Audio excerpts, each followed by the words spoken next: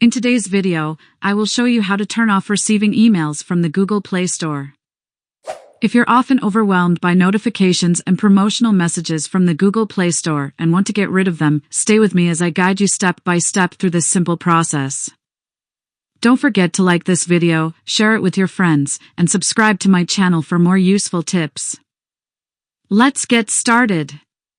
First, open your Google Play Store app. Right after that, in the upper right corner of the screen, tap on your profile picture. In the menu that opens, tap on Settings. When you're in the settings, tap on the General option and then select the option called Account and Device Preferences. And finally, just tap the switch next to Emails from Google Play to turn it off. That's it for this video, friends. See you very soon, and thank you for watching.